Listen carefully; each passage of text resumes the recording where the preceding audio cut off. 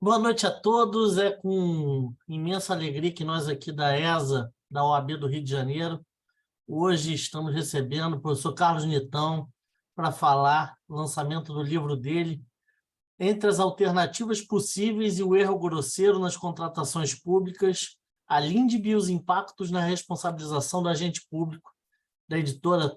É TOT, né, professor? Eu sempre confundo, mas eu acho que é TOT. Mas é complicado falar o nome da editora, mas eu já tentei algumas vezes. O professor Carlos Nitão é procurador federal na Procuradoria junto ao FNDE, Fundo Nacional de Desenvolvimento da Educação, professor da UNB, mestre em Direito pela Universidade Federal do Rio Grande do Norte, membro do Instituto Administrativo Seabra Fagundes e do Instituto Paraibano de Direito Administrativo, dentre autor de inúmeros artigos, e quem eu já acompanhava há algum tempo no Instagram, e agora tenho o prazer de conhecê-lo mesmo que online, mas visualizar. Professor, olha, para nós é uma grande honra tê-lo conosco, ainda mais podendo lançar, ainda que online, essa obra. A gente sabe da importância dela e já vimos conversando porque essa história do erro grosseiro, muito mais para aquele que trabalha na administração pública, é um assunto tormentoso, né? E todo dia tira o sono de muita gente nesse país. Tem muita gente tomando calmante, ansiolítico, por conta desse tal de erro grosseiro e que os tribunais de contas e os órgãos de controle acham de tudo isso. Então, quer dizer, a indústria farmacêutica está se beneficiando indiretamente por conta desses remédios aí, né, vamos dizer assim. Eu espero, professor, acho que o senhor, na verdade, está prejudicando então a indústria farmacêutica, porque eu acho que vem aí uma resposta para isso, mas, de toda forma, queria lhe agradecer a editora, porque é uma coisa que a gente sempre repete aqui, mas não cansa de ser repetitivo. Lançar obras jurídicas, lançar livro no país já é difícil.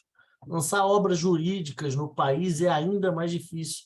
A gente sabe que ninguém lança obra jurídica no país para ganhar dinheiro, não é para isso.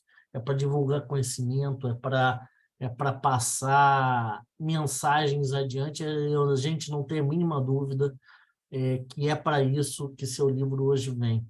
Então, professor, uma honra para nós aqui da ESA, volto a dizer, Thaís, minha querida amiga e companheira, deve entrar daqui a pouco para falar conosco. Os queridos amigos que já estão conosco online podem fazer perguntas, o professor Carlos vai falar, então a gente deixa mais para o final, podem fazer pelo chat, depois mais para o fim também a gente vai permitir, se for o caso, se não for muito tarde, poder fazer viva voz, a gente espera e conta com vocês, para quem quiser fazer perguntas, e agradecer também a presença deles aqui conosco.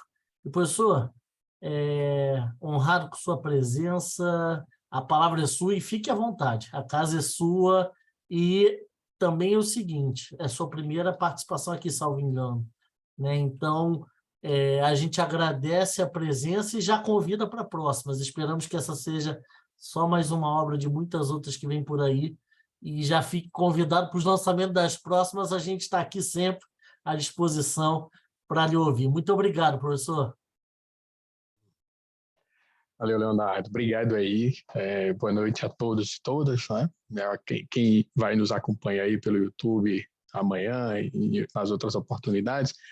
Primeiro, obrigado aí pela acolhida generosa aqui na escola, né? Agradeço também o convite que foi feito aí por você e por Thaís. É uma oportunidade, assim, excelente poder estar aqui debatendo e poder estar aqui conversando a respeito de um assunto que me inquietava bastante. E eu acho, Leonardo, que para além da indústria farmacêutica, precisa a gente falar também na indústria de bebida, porque às vezes o camarada chega em casa cansado, toma dose de uísque e fica pensando nos problemas do dia a dia. E aí, esse livro, né, ele é produto da minha pesquisa de mestrado lá na Universidade Federal do Rio Grande do Norte.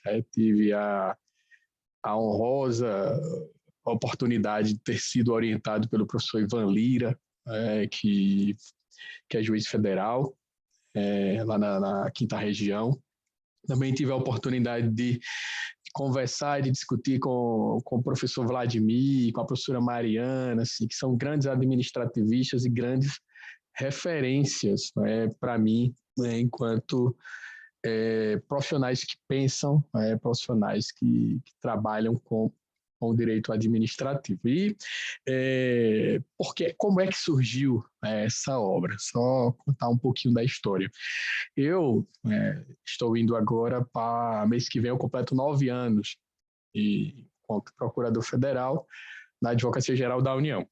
Nestes quase 9 anos, praticamente 8 anos e meio trabalhando na consultoria jurídica, trabalhando sobretudo com a matéria de licitações e contratos. E durante essa estrada, eu percebia, conversando com os gestores, com os agentes públicos de um modo geral, que havia certa inquietude deles, né, certa angústia nesse processo de tomada de decisão, né, nesse processo de escolhas administrativas, sobretudo com questões de responsabilização. E aí eu comecei a pensar e a fazer algumas reflexões e percebi que há uma intolerância natural do nosso ordenamento jurídico brasileiro no que diz respeito à aceitação do erro. Se você parar para pensar, parece ser contraditório. Por quê?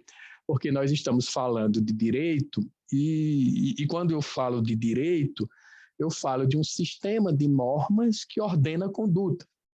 Básica, assim, numa linha mais geral, mais ampla, direito é um sistema normativo que ordena a conduta para que nós possamos viver em sociedades. E se eu falo de ordenar condutas, eu falo de comportamento. Né? E se eu falo de comportamento, é impossível eu não acreditar que em algum momento alguém vai cometer algum erro. Alguém vai, por alguma razão, agir em desconformidade com aquela norma jurídica. E aí volta, né, para um brocado latino, né, aquelas regras que a gente aprende. Na minha época era direito romano, né, hoje não tem mais direito romano, hoje parece-me que é a história do direito. E as pessoas falam, poxa, mas veja, errar é humano.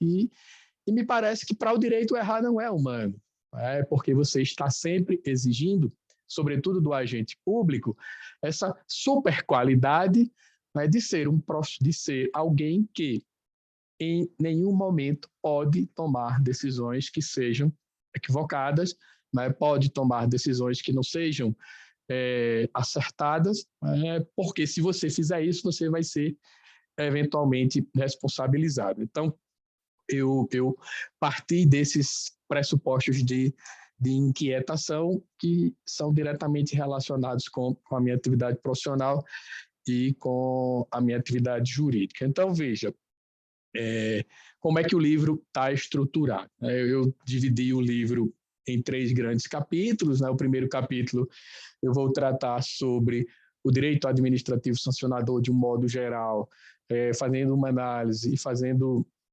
uma abordagem também relacionada com a ideia com o sistema de responsabilização do agente, né, com o sistema de controle. Então, eu vou falar sobre o direito administrativo sancionador, partindo do pressuposto de que nós temos o Estado enquanto instituição, né, enquanto ordenação de poder, desconstruindo aquela ideia de que o poder punitivo do Estado ele expressa-se tão somente através do jus puniendi do direito penal, né, quando, na verdade, ele se revela por outras matizes. Você tem a unidade de poder, e aí você tem bens jurídicos que precisam ser tutelados, e o poder punitivo do Estado ele se revela na esfera penal, ele se revela na esfera administrativa, na esfera civil, e aí é por isso que você fala em direito administrativo sancionador, né? Porque é uma das facetas, né, por meio da qual o Estado ele faz exercício desse poder punitivo. Então, a gente fala sobre processo sancionador, a gente faz um diálogo ali entre as normas, os princípios, as garantias do direito penal e do direito processual,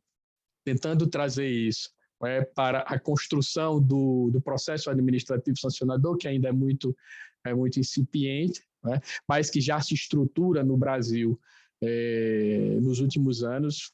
Por exemplo, tem o Instituto de Direito Administrativo Sancionador, o IDASAN, que tem sido aí uma ferramenta extremamente importante para a disseminação dos estudos e do debate dessa matéria, e também para a construção dessa matéria dentro de uma autonomia principiológica, de valores e etc. e tal. Então, no primeiro capítulo, eu contextualizo toda essa ideia do direito administrativo sancionador. No segundo capítulo, eu parto, eu poderia dizer que o segundo capítulo é talvez o mais consistente no sentido de fundamentação para aquilo que a gente defende. Por quê? Porque no segundo capítulo eu vou utilizar a Lei de Introdução às Normas do Direito Brasileiro, a LINDB, como sendo a grande base normativa para construir o passo a passo da fundamentação normativa para a compreensão da ideia daquilo que venha a ser erro grosseiro. Então, a gente trata de interpretação administrativa, a gente trata sobre a legitimidade dessa interpretação, porque as pessoas falam, administrar é aplicar a lei de ofício, mas o administrador, ele estar a todo momento interpretando, ele estar a todo momento tomando decisões e realizando escolhas a partir daquilo que a norma, de como a norma se apresenta. Então, a gente fala sobre interpretação, e daqui a pouco eu vou desenvolver um pouco mais esses raciocínios. A gente fala sobre normas de conteúdo indeterminado. Por quê? Porque se você parar para analisar, sobretudo as normas que tratam sobre gestão e contratação na administração pública, o que mais tem presente são normas de conteúdo aberto. E aí, quando a gente fala de valores, a gente está falando de princípio e a gente está falando de norma de conteúdo indeterminado. Então, eu estou falando, por exemplo, o que significa o resultado de contratação mais vantajoso? O que significa melhor contratação, boa-fé, enfim. São elementos abertos, que estão ali para auxiliar o processo de tomada de decisão do gestor. Então, a gente vai naturalmente falar sobre discricionariedade administrativa, a gente vai falar em algum momento sobre o controle de opinião, que é aquele controle baseado na divergência de interpretações. A gente vai falar sobre as dificuldades reais de gestão, que são elementos extremamente importantes para que você possa compreender o contexto em que aquela decisão foi tomada e, a partir daí, avaliar se aquilo é enquadrável ou não como erro grosseiro. E também tratamos um pouco sobre a questão da deferência técnica, que infelizmente, ela não costuma ser valorizada e prestigiada não só pelos tribunais, mas pela própria doutrina pátria brasileira. Você tem dificuldades de encontrar textos, você tem dificuldade de encontrar livros que tratem sobre essa matéria. E eu consegui encontrar quem escreve sobre isso aí do Rio de Janeiro é a professora Vanice. Ela explora muito bem esse tema, inclusive eu até utilizo como referencial. E no capítulo 3º é o capítulo que eu trato especificamente sobre a questão do erro.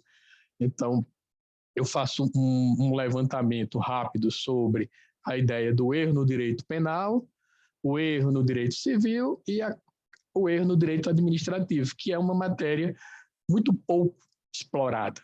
Você não tem literatura no direito administrativo brasileiro tratando sobre o que seria erro no direito administrativo e quais as consequências disso. Quem me serviu muito como fundamentação teórica foi o professor Marcelo Caetano, que é o professor professor de Direito Administrativo de Portugal. Então, ele me serviu muito enquanto fundamentação teórica. E aí eu trago o conceito de erro grosseiro, que é um conceito puramente normativo, que está lá no decreto que regula a LINDB, né? O decreto fala que é erro grosseiro aquilo que é manifestamente evidente, inexcusável, praticado com culpa grave, né? Então ele traz aquela teoria da gravidade da culpa, né? Então que é negligência, imperícia e imprudência, talvez de que é um conceito extremamente aberto, e depois eu trago algumas reflexões a respeito da concepção do Tribunal de Contas da União sobre o conceito de erro grosseiro e sobre como o tribunal aplica isso no dia a dia. E aí depois eu faço algumas ponderações e sugestões a respeito de que critérios eu posso utilizar para verificar se a conduta do gestor é enquadrável ou não dentro da ideia de erro grosseiro. Tá? Então, essa é a estrutura do livro. Uma parte sobre o direito administrativo sancionador, uma segunda parte que trata sobre a LINDB e a terceira parte em que eu venho conectando a LINDB dentro dessa análise daquilo que seria erro grosseiro, que poderia, enfim, ser enquadrável ou não. E aí, veja, é importante perceber, é importante ter em mente que, quando você fala do sistema de controle brasileiro, você tem um sistema que é tipicamente caracterizado pela sobreposição de competências, pela sobreposição de atribuições. E isso termina, em termos práticos, gerando um fenômeno que ficou conhecido e que ficou denominado como um fenômeno do apagão das canetas. E por que apagão das canetas? Porque gera a paralisia decisória. E por que gera a paralisia decisória? Gera a paralisia decisória exatamente porque os administradores, as administradoras não querem tomar decisões porque sabem que há uma possibilidade escalada de serem responsabilizadas por uma razão muito simples. O órgão de controle não concorda, o órgão de controle discorda daquela escolha administrativa que foi realizada e vai tentar imputar ali uma responsabilidade que pode ser disciplinar, que pode ser civil, que pode ser penal, que pode ser pessoal, com base na ideia do erro grosseiro, por exemplo, e ainda há a possibilidade de responsabilização por ato de improbidade administrativa. Então, é muito fácil entender e perceber no dia a dia essa ideia de apagão das canetas e do medo natural dentro desse processo de tomada de decisão. Então, isso, para além de contribuir com a própria ineficiência da atividade administrativa, isso tem um efeito negativo muito ruim em uma outra perspectiva, que é uma seleção adversa.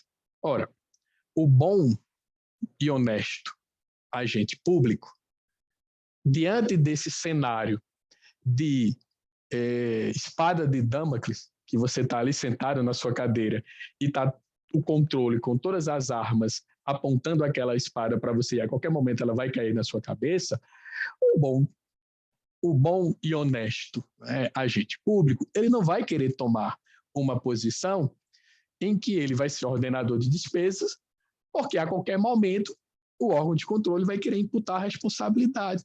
Então, você gera uma seleção adversa, porque alguém que não está comprometido com valores republicanos vai fazer uma análise de custo-benefício e vai dizer, eu vou lá, eu assumo os riscos, eu vou tomar aqui as minhas decisões, faço a minha reserva financeira aqui ou acolá, e se for o caso, eu contrato aí o professor Leonardo para ser o meu advogado e me defender aí em um eventual processo de controle. Então, você afasta, você tende a afastar. E aí, quando eu falo dessa ideia de LINDB, dessa ideia de erro grosseiro, eu gosto sempre de deixar claro que nós estamos aqui construindo o raciocínio jurídico partindo do pressuposto de que presumimos a boa-fé, de que presumimos a honestidade na atuação do agente público, porque é isso que o sistema diz. Presume-se a boa-fé. Se alguém está imbuído de má-fé, aquele que acusa, né, aquele que processa, que consiga provar, né, pelos meios adequados de que você atuou com dolo, né, e de que você tentou ali, por alguma razão, obter uma vantagem indevida para si ou para outro. Então, eu sempre estou falando na perspectiva da defesa do agente público que é honesto. E tanto é verdade que, se você for lá na dedicatória do livro, você vai ver que eu dedico exatamente para essas pessoas que honestamente, né, e que bravamente e que dia a dia estão comprometidas para fazer com que a máquina pública funcione. Apesar de todas as dificuldades, apesar de toda a impopularidade com que os servidores e as servidoras públicas, né, são vistos e são vistas, essas pessoas continuam ali de forma muito, muito comprometida. Mas o que é que a Lindbe, né, tem a ver com o que nós estamos propondo? Eu tenho dito que a Lindbe, né, modificada pela Lei 13.655 lá em 2018, é a lei mais importante dos últimos 5 anos. Agora, em abril, ela completou 5 anos. É a lei mais importante dos últimos 5 anos, sobretudo para quem é agente público, tá? Mas me parece que não houve uma compreensão adequada da relevância dessa norma. Porque, se você verificar nos meios acadêmicos, não houve repercussão, né? Não houve eventos comemorativos de 5 anos da Lindbe, né? As pessoas não debatem, não discutem sobre essa norma, porque me parece que elas ainda não conseguiram perceber a importância dela. E o que é que a Lindbe tem a ver com a ideia de erro grosseiro? Vamos lá.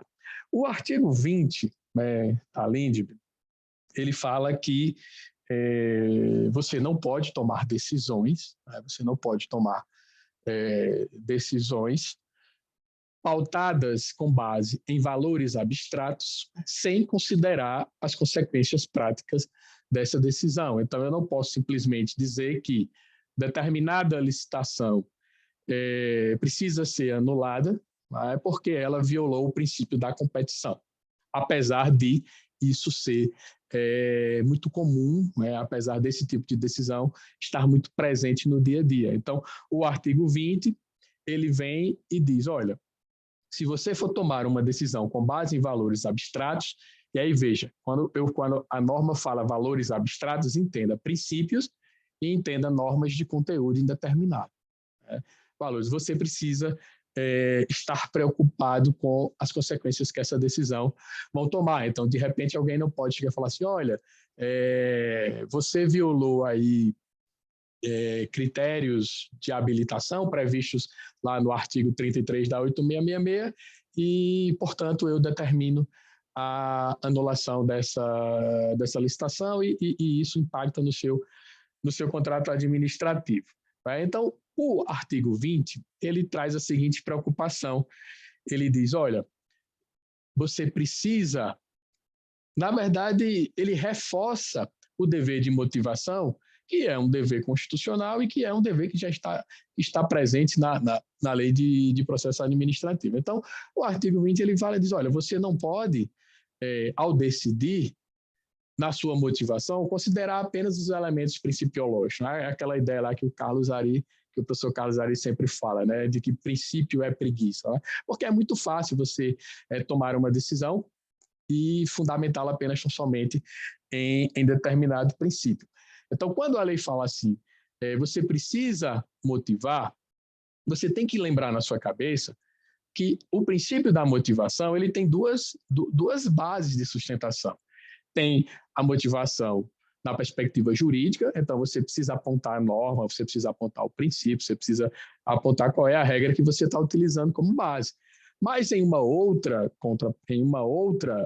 outro pilar de sustentação, você precisa apontar também qual é o contexto fático.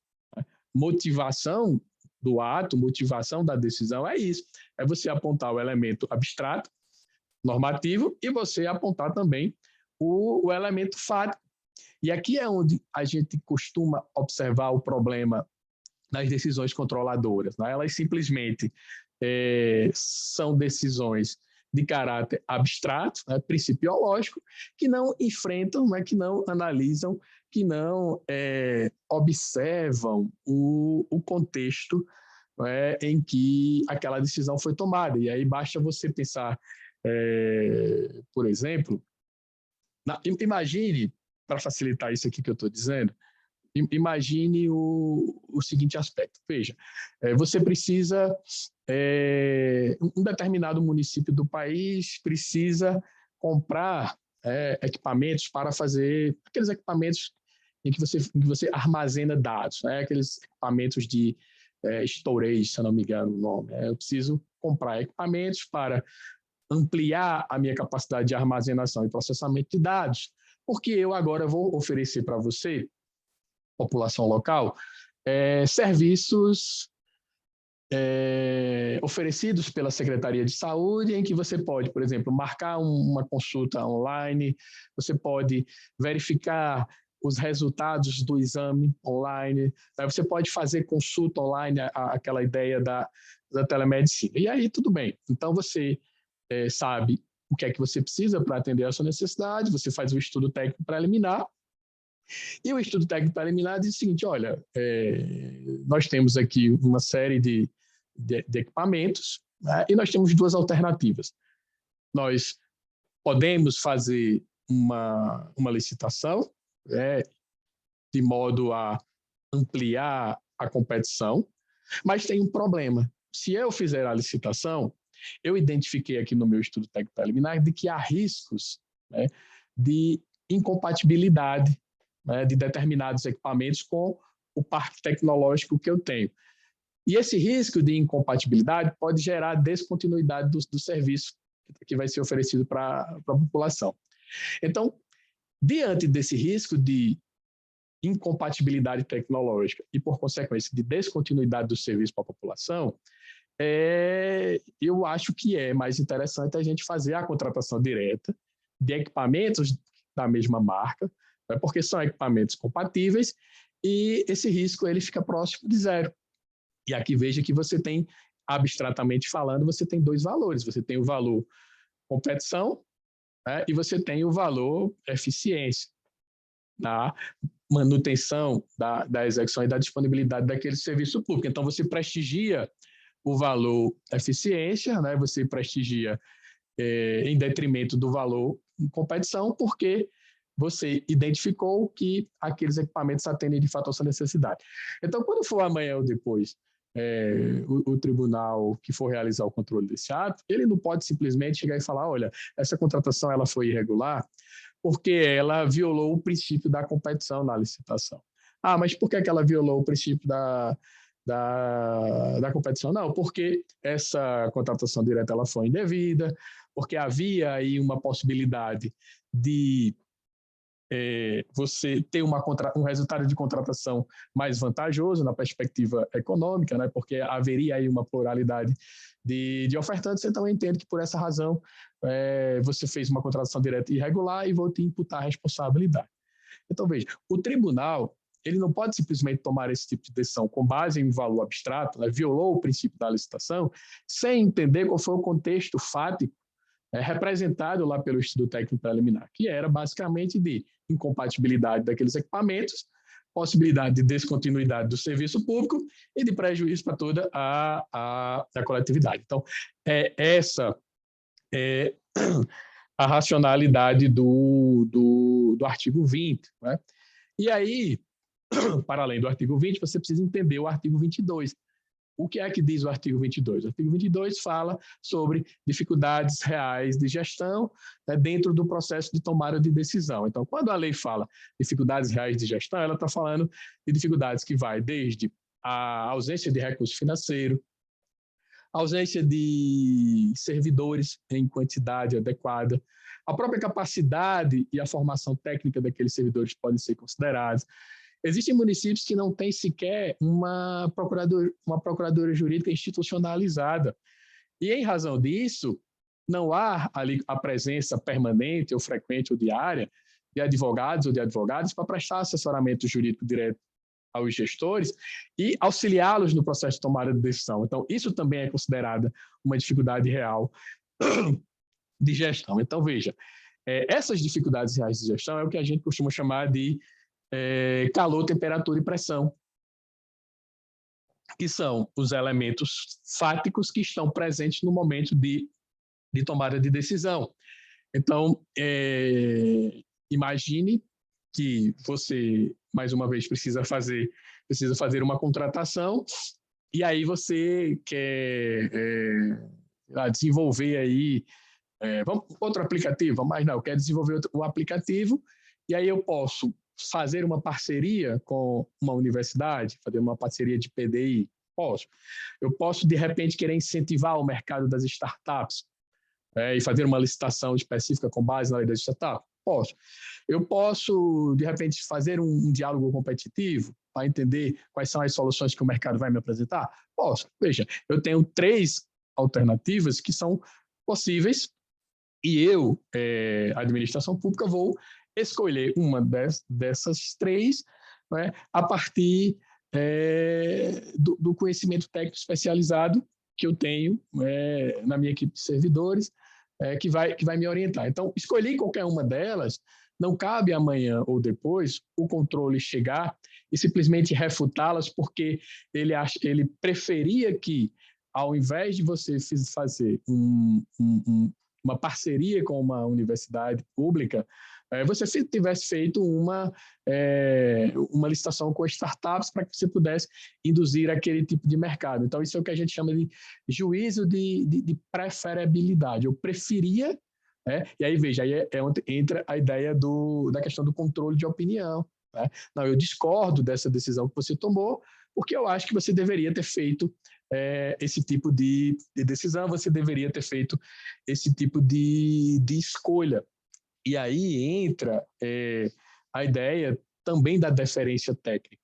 Tá? Porque, veja, porque foi uma decisão que foi tomada a partir de critérios técnicos, né? A partir de fundamentação técnica, e o controle precisa observar, né? O controle precisa estar atento para isso. E aí eu faço a sugestão lá no livro de que, veja, Leonardo, o que a gente precisa entender é que eu estou falando de uma norma de conteúdo aberto e, portanto, me dá opções de escolhas, e além de me fala, então eu tenho alternativas possíveis para realizar o interesse público. Então, eu tenho a alternativa de fazer uma parceria com uma universidade pública, eu tenho a possibilidade de fazer uma contratação com startups e eu tenho a possibilidade de fazer um diálogo competitivo. Então, eu tenho 3 alternativas. O que você precisa estar consciente é de que não se trata aqui de qual é a melhor decisão. Não é isso. Não se trata de saber qual é a melhor decisão. Trata-se de saber se qualquer uma dessas decisões ela é razoável para realizar o objetivo público que está pretendendo-se alcançar. Então, é razoável eu fazer uma parceria? É razoável. É razoável eu fazer uma contratação com startups para incentivar aquele mercado? É razoável. É razoável eu fazer um PMI? É razoável. É razoável fazer um leilão? Não, não é razoável você fazer um leilão, porque o leilão não se destina a esse tipo de contratação. Então, o que a gente precisa ter em mente é de que não se trata qual é a melhor decisão. Trata-se sobre a razoabilidade daquela decisão para realizar um interesse público. É isso. É simplesmente isso.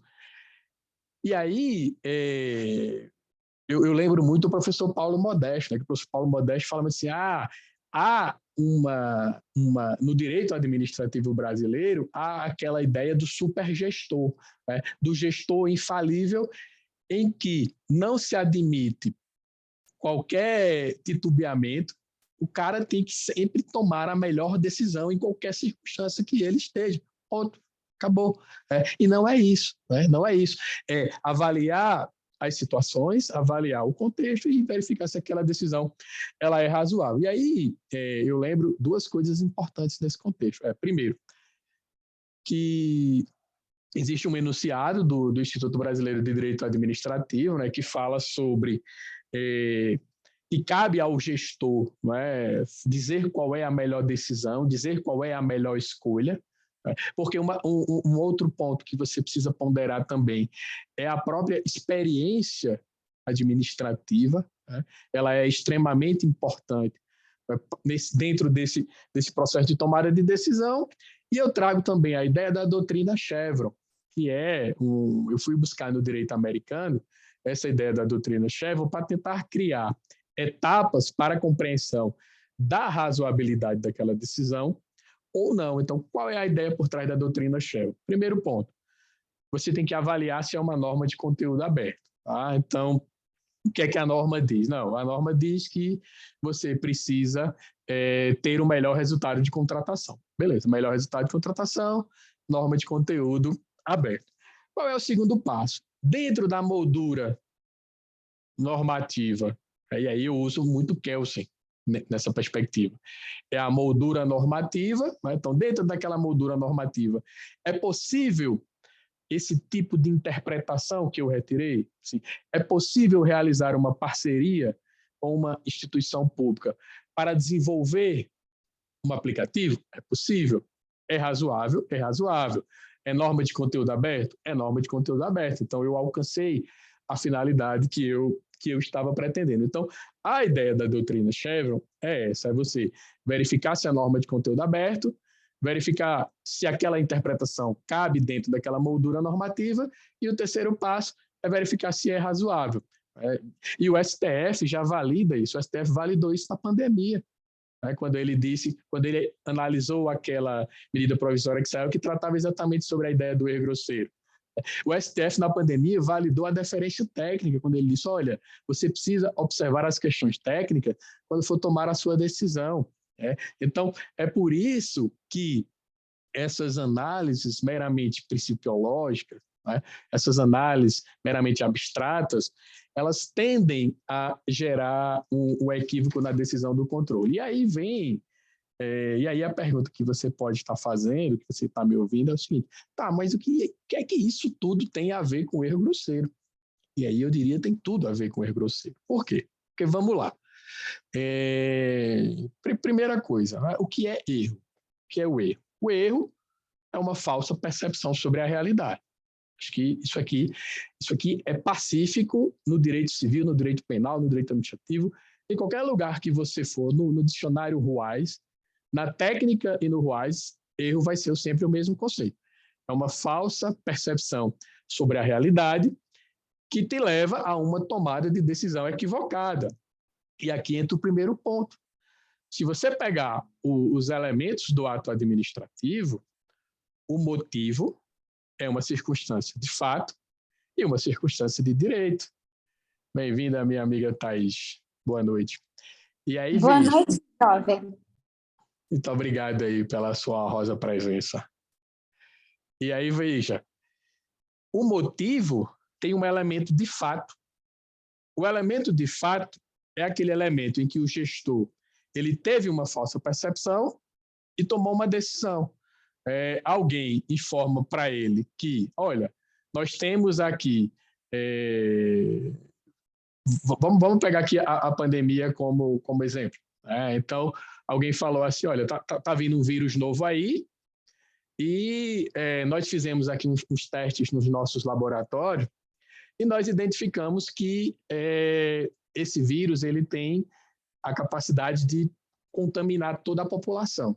Não, mas como é que você fez isso? Não, a gente usou aqui os equipamentos, a gente fez coleta de sangue, nós fizemos aqui vários tipos de exames, de reagente, e segundo os resultados dos nossos equipamentos, toda a população ela pode vir a ser contaminada. Tá, então tudo bem. Então o que é que a gente vai fazer? Se toda a população ela pode vir a ser contaminada, então vamos comprar vacina, né, para 100% da população e vamos acrescentar aí mais 15% ou 20%. Então, veja, uma percepção sobre uma realidade construída a partir de elementos técnicos. E aí, você comprou todo esse medicamento né? E aí você comprou todo esse medicamento. E aí, agradecer aqui a presença de Fernanda, nossa querida amiga e chefe aqui do FNDE. Muito obrigado, viu, Fernanda, por sua participação aí, pelo seu carinho. E aí, veja, você comprou medicamentos, você comprou vacina para toda essa quantidade de gente.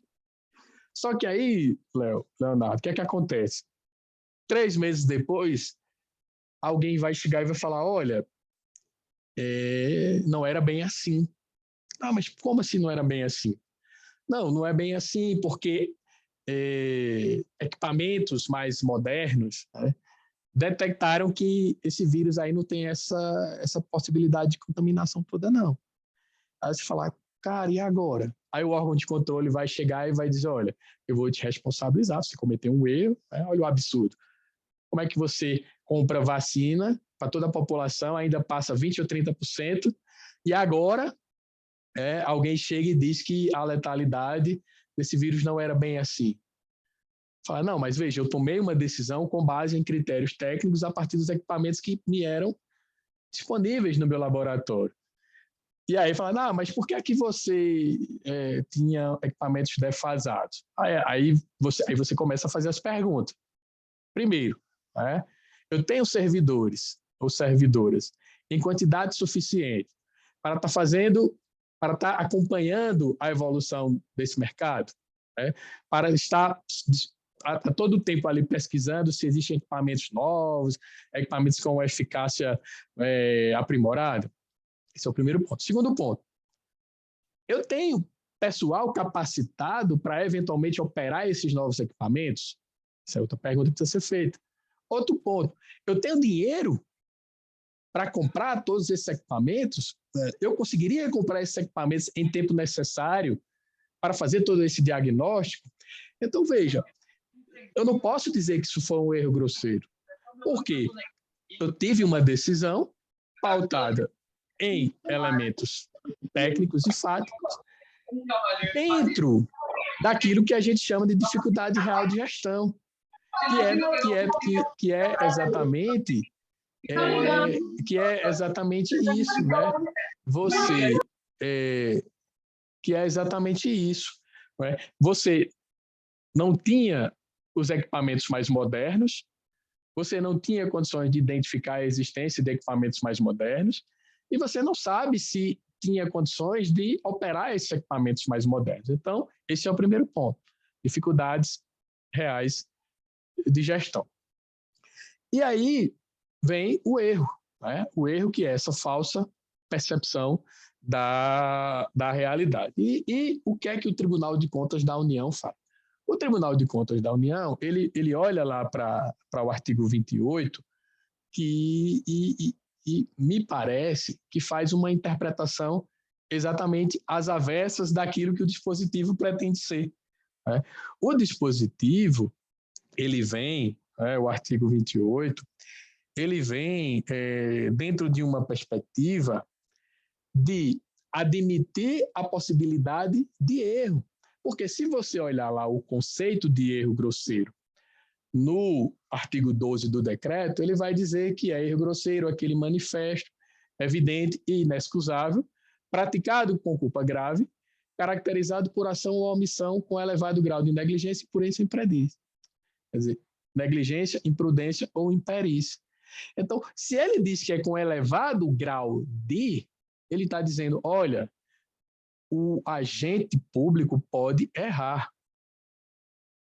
Eu olho para o 28 e vejo ele como sendo um dispositivo que me autoriza a tolerar, a admitir, a aceitar o erro do agente público no processo de tomada de decisão, observando o quê? Observando circunstâncias alternativas possíveis dentro do contexto fático,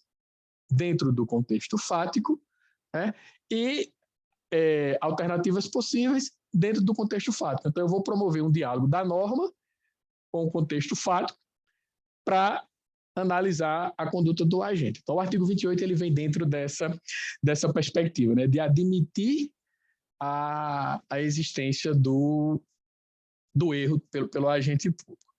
E aí, veja, para a gente caminhar aqui para o fim, o Tribunal de Contas, ele adota a ideia do homem médio, né? E aí, sempre que falo do homem médio, eu lembro da professora Mariana, que ela ficava perguntando, então, e cadê a mulher? Eu falo, então, professora, tem o homem médio e tem a mulher média. Tem o gestor médio e tem a gestora média, que é um padrão generalizante, E o primeiro equívoco ao se utilizar a ideia do gestor médio é exatamente esse, porque, veja, todos nós que estamos aqui nascemos em locais diferentes, tivemos educação diferente, tivemos formação diferente, temos compreensão da vida diferente, porque lemos coisas diferentes, porque gostamos de coisas diferentes. Então, não dá para eu utilizar um critério generalizante para avaliar comportamento individual. Eu preciso considerar a experiência, ou você quer me dizer que alguém que tem uma semana de trabalho no setor de licitações tem a mesma capacidade de tomar uma decisão de que alguém que está lá há 5 anos? São experiências totalmente diferentes. Tá? Então, o primeiro equívoco ao utilizar a ideia do homem médio é exatamente essa. Você utiliza algo generalizante para analisar de forma individualizada a conduta. E o Zaffaroni critica a ideia do homem médio. Ele diz exatamente isso. Olha, essa ideia de utilizar o homem médio não dá certo, não, porque o homem médio é um critério generalizante. Então, esse é o primeiro equívoco na nossa concepção. Qual é o segundo equívoco?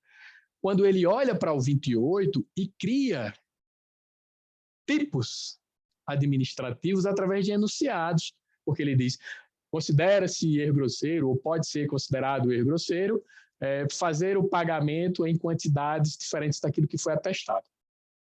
Aí eu lhe pergunto, como é que eu posso concluir que alguém que fez um pagamento de 15, quando efetivamente foi executado 10, sem analisar o contexto fático em que aquela pessoa estava cumprindo a sua função de fiscal de contrato?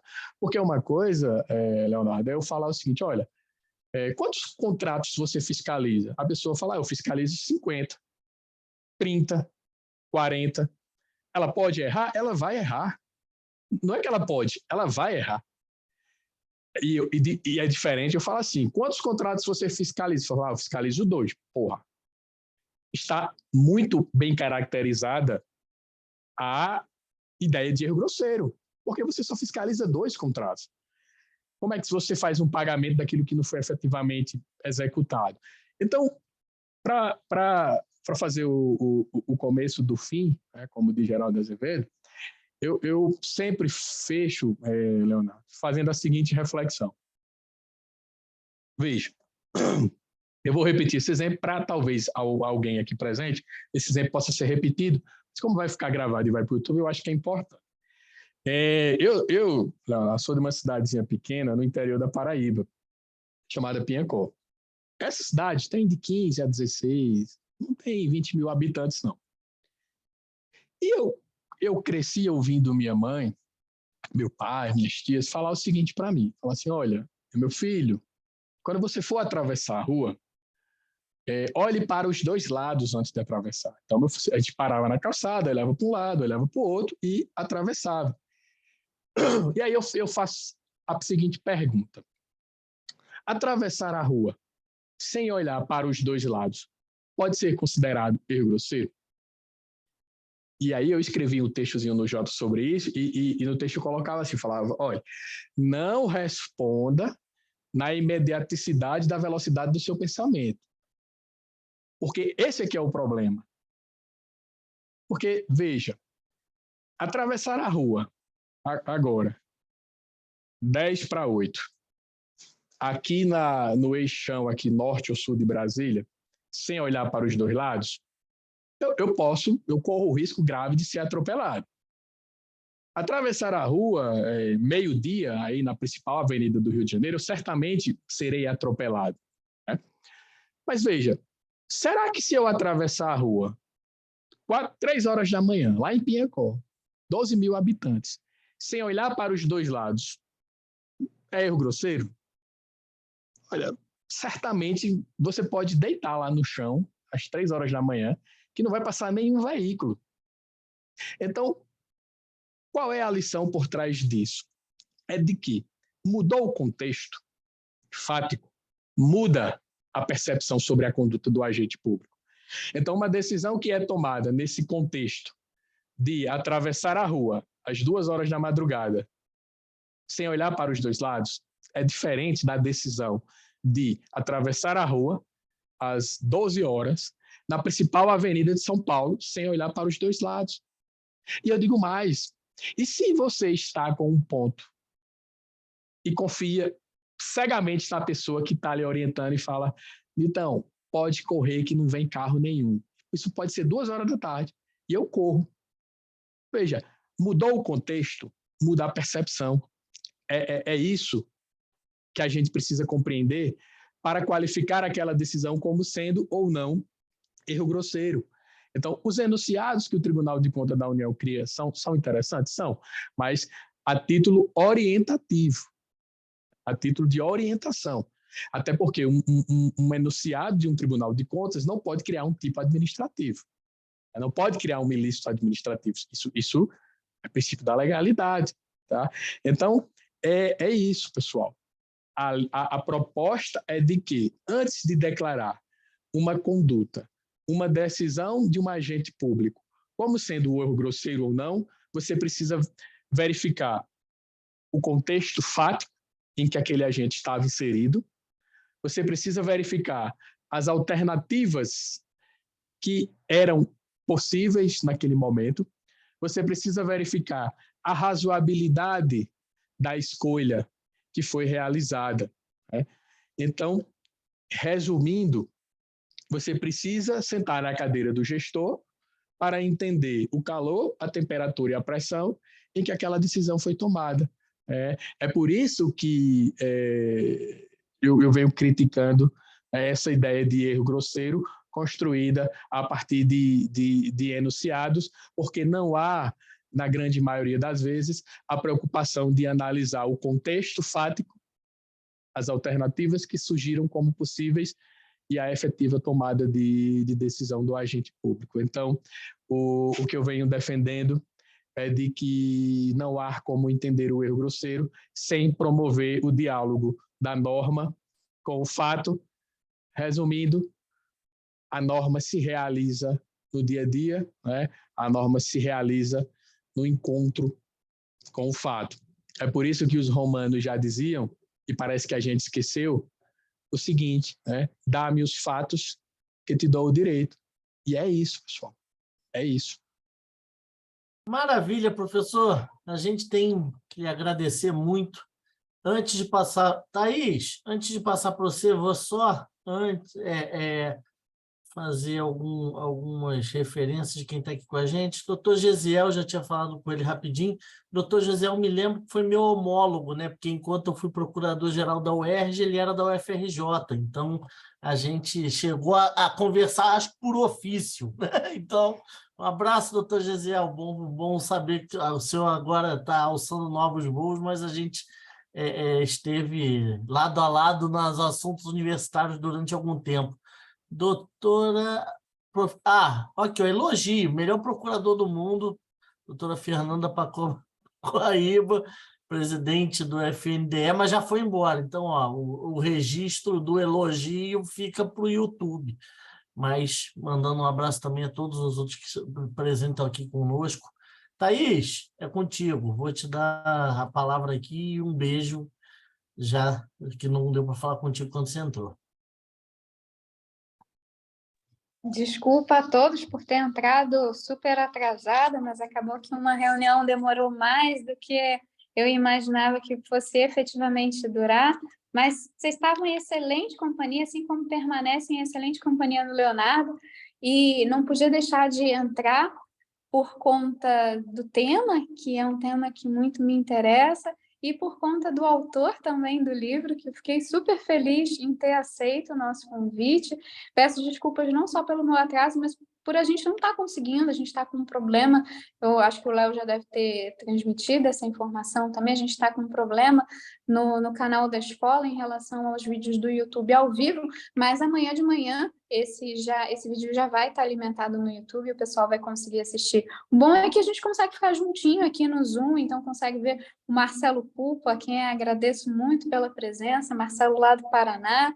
Agradecer também ao Rafael Ramos, que estava aqui com a gente até bem pouquinho tempo, até brinquei com ele, poxa, você saiu justamente quando eu entrei, e o Rafael fez um belíssimo trabalho lá no CEDIM, agora está com a doutora Karen, e tive a oportunidade... Thaís, Oi? ele teve filho, acho que tem um mês, talvez seja por isso o motivo dele ter saído.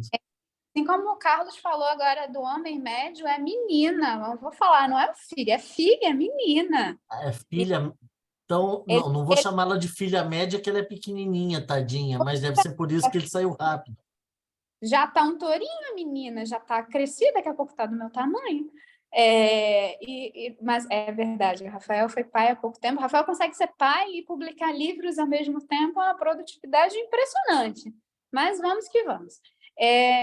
E parabenizar o Carlos, eu não consegui assistir desde o início, mas conheço a obra dele, sei da importância e da seriedade da pesquisa. Parabenizar por estar agora no FNDE, tenho certeza que o fundo está em excelentes mãos jurídicas. E queria fazer uma pergunta que eu espero que o Léo não brigue comigo, mas eu estou há muito tempo para fazer essa pergunta.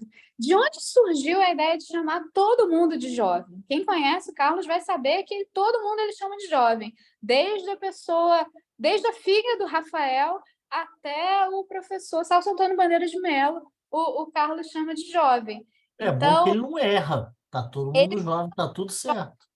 se ele não te chamou de jovem, a gente fica preocupada. Mancebo, alguém chamou ele de mancebo aqui. Acho que foi o doutor Gesiel. Foi isso. Isso é coisa de Gesiel. Isso é coisa de Gesiel.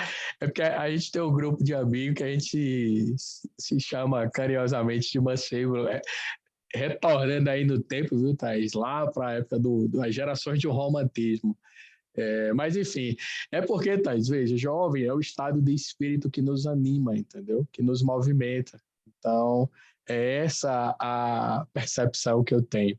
É isso, a gente tem que estar com esse estado de ânimo sempre positivamente falando para poder continuar dando aí as nossas contribuições em todos os aspectos da vida. É isso. Então, a juventude é esse estado de espírito que é muito saudável para todos nós. É legal. Agora eu falei, não, deve ter alguma razão, não é possível que seja só coincidência. E aqui fazer um pouco de falar do trabalho super bacana que o Carlos fez durante a pandemia, fazendo vários debates no Instagram.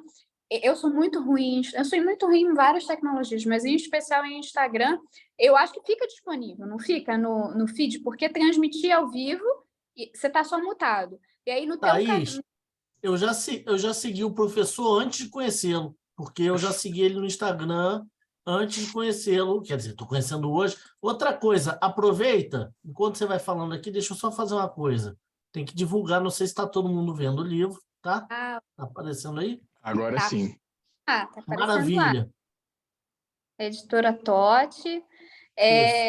O canal Você consegue falar bem o nome da editora. Para mim foi uma dificuldade que só.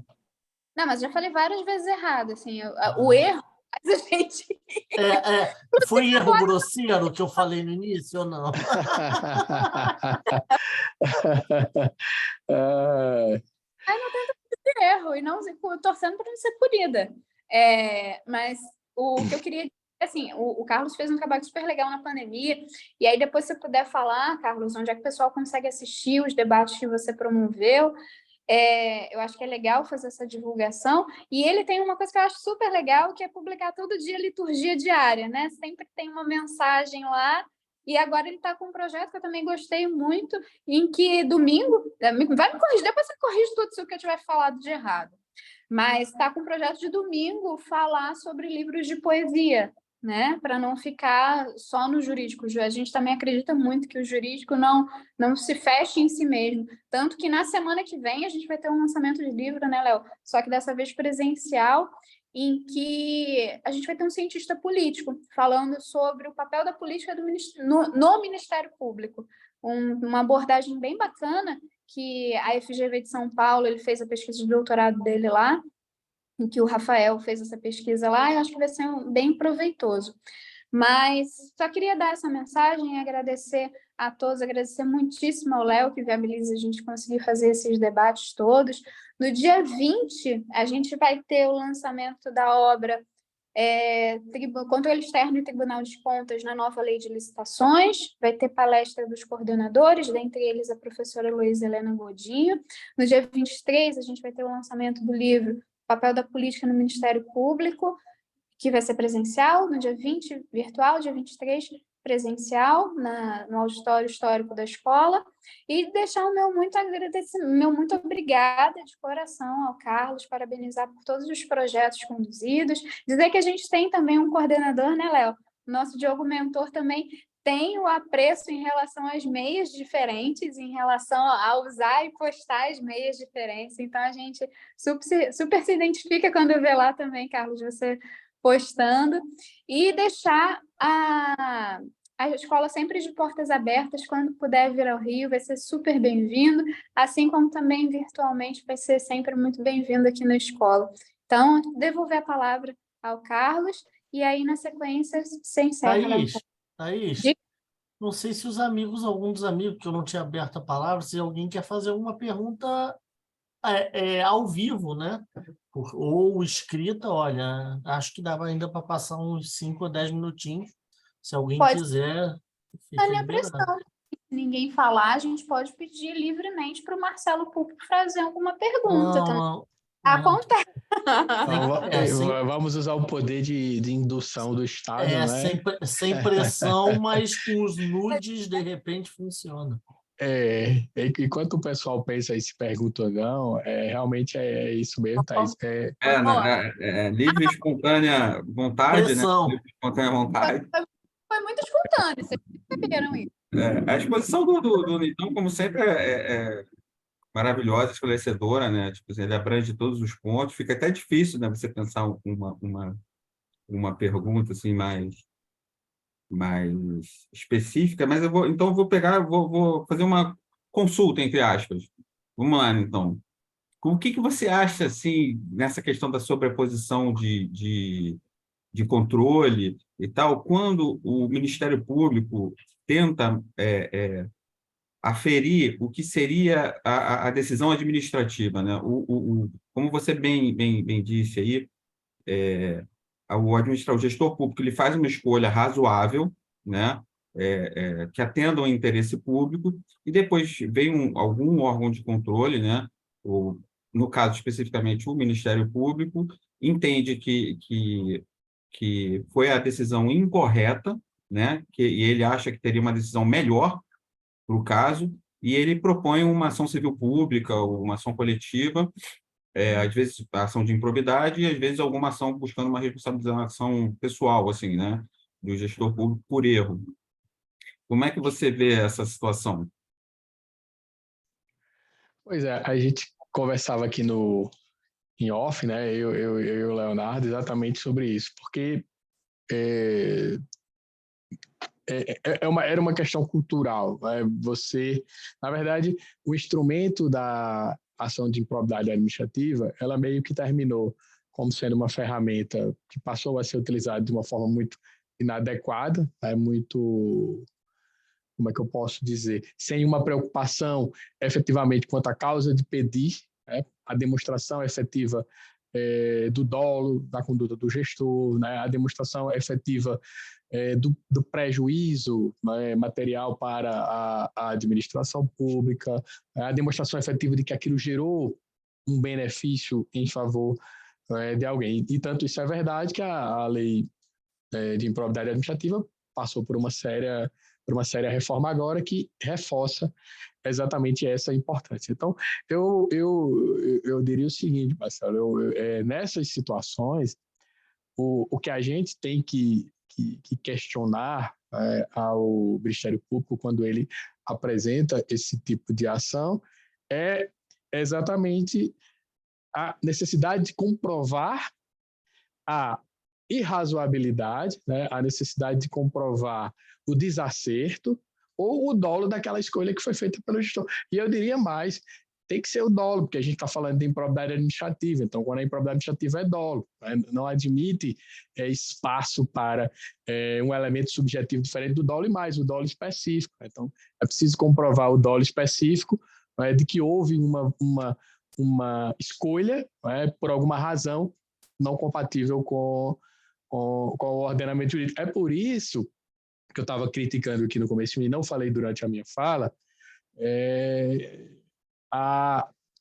o desacerto, na minha opinião, da suspensão do parágrafo 8º do artigo 1º da Lei de Improbidade Administrativa, que trata exatamente sobre a ideia do crime de hermenêutica, que é exatamente isso, né? É a possibilidade real de divergir da interpretação da norma e de fazer escolhas que não necessariamente serão convergentes. Por quê?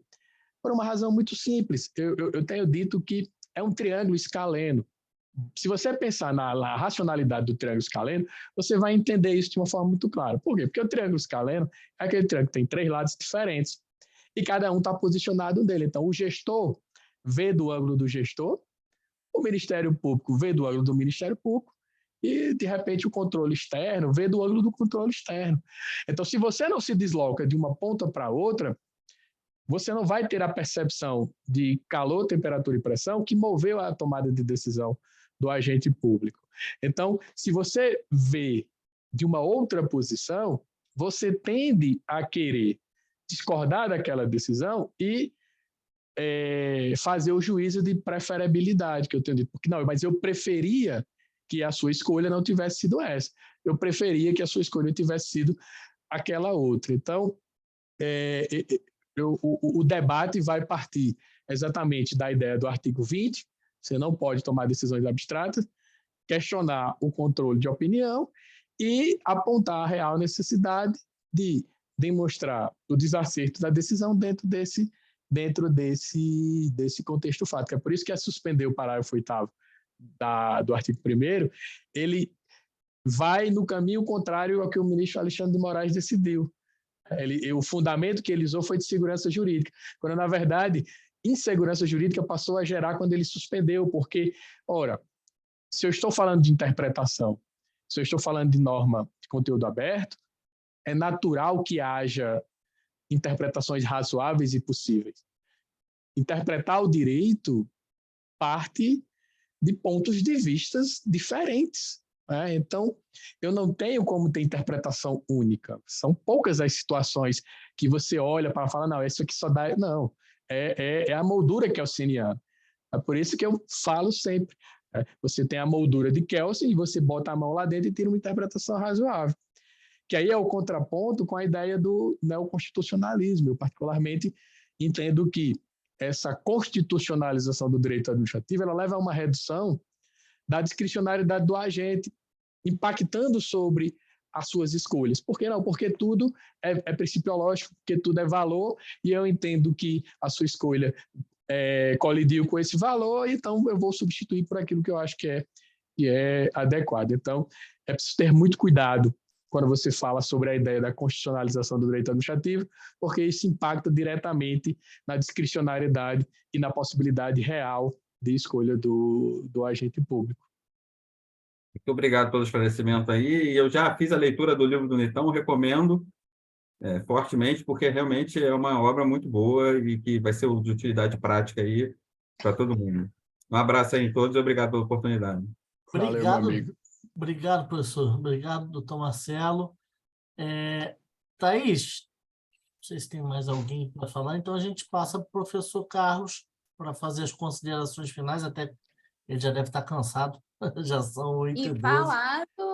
E falar do que ele não falou, só deu atenção para o Marcelo, que eu pedi para ele falar um pouquinho do canal, do que Vou falar agora. Isso, não, lógico. Não, é porque vamos por dos etapas. Projetos pessoais e profissionais, é isso, vamos lá. É isso. Não falei isso. Realmente tem, tá vendo aí, o controle de opinião substitutivo, que é pior. Você substitui a escolha do agente público e diz como tem que fazer. Exatamente. É isso que a gente tem que combater também.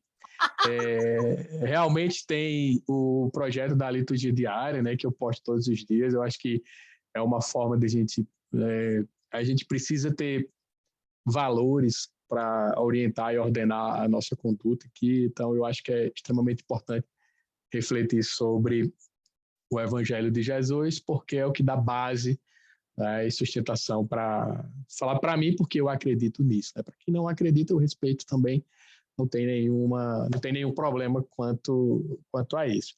E eu comecei realmente na pandemia, né, um projeto que a gente denominou de Direito Administrativo Café e Prosa. Nós realizamos várias lives, inclusive eu ainda venho realizando, diminuir a quantidade de vezes, porque por outras correrias profissionais da vida, a gente fazia de 15 em 15 dias. Na pandemia era mais fácil, porque estava todo mundo em casa, você tinha ali um espaço mais ordenado, até para convidar as pessoas e participar. Então, mas todas as lives do Direito Administrativo Café e Prosa estão disponíveis lá no meu perfil no Instagram, né, que é @cenitão. E eu comecei agora, domingo, esse mais último projeto aí, Thaís, que é exatamente para lapidar a juventude das nossas almas, né, que é aos domingos poesia, né, que é recitar aí um trechinho de uma poesia, porque a poesia é esse afago na nossa alma. Então eu acho que isso é extremamente importante e para além de tudo isso, eu acho que e aí aqui fica uma sugestão, um conselho, Thais, para os jovens no sentido da idade, os jovens que estão começando a se embrenhar no caminho do direito, mas para aqueles jovens no sentido da alma também.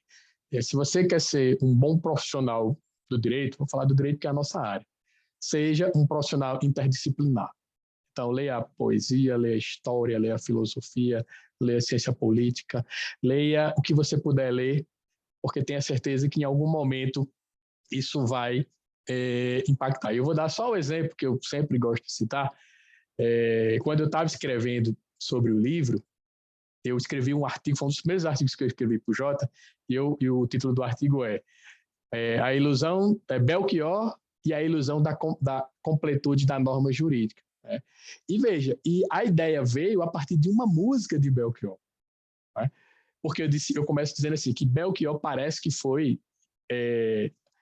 um administrador público, porque Belchior diz assim, eu não estou interessado em nenhuma teoria, em nenhuma fantasia, nem no algo a mais. A minha alucinação é suportar o dia a dia. Aí o meu delírio é com a experiência de coisas reais. Porque é isso que o agente público faz. Ele não quer saber o que é que o direito diz em abstrato, não. Ele precisa tomar decisão. Então, é o dia a dia onde as coisas acontecem que ele precisa estar seguro. Né? E aí é onde entra, né, naturalmente, o nosso papel enquanto pesquisador, enquanto profissional da área, enfim, enquanto acadêmico, né, enquanto alguém que está ali colaborando e contribuindo para que o gestor ou a gestora se sinta seguro. Então é isso, foi assim uma experiência super bacana. Estou muito feliz em poder ter participado aqui com vocês. Fico à disposição para outros momentos, outros projetos, enfim. É isso. Muito obrigado e até uma próxima oportunidade. E obrigado a todo mundo que ficou com a gente aqui até o final. Professor, a gente que agradece. Thaís, faz o encerramento, então. Obrigado a todos mais uma vez pela presença. Então, agradecer muito ao Léo, agradecer muito ao Carlos. E aí, Carlos, já vou te chamar para tomar um café presencial, porque eu vou estar em Brasília na terça-feira. Então, olha só, aqui manda não mensagem. É papo de carioca de vamos marcar, viu, Léo, como eu estou aprendendo? E eu vou estar aí no Rio, eu aviso na a vocês. Na terça-feira, brincadeira. Não. Eu vou estar aí no Rio em agosto. Eu vou participar de um evento na Universidade Federal Rural do Rio de Janeiro. Eu devo ficar uns 2, 3 dias aí. Aí vai ter tempo suficiente. Seropédica. Avisa a gente. Não, vou avisar a sim. gente. Por favor. Vou avisar, com certeza. Então, eu já avisei que eu vou na terça, então você já avisou que vem em agosto, então já estamos todos avisados. Eu não vou no de Brasília, mas então no do Rio eu compareço. Conte comigo, né, Léo? Maravilha, professor. Um abraço, gente. Boa noite. Valeu, a todos. pessoal. Então, Thaís, encerra aí. Eu estou querendo tomar seu encerramento. O meu encerramento, o quê? Eu saí daqui Você encerra. Não, então tá, tchau, boa noite, pessoal. Tchau, tchau, pessoal. Boa noite.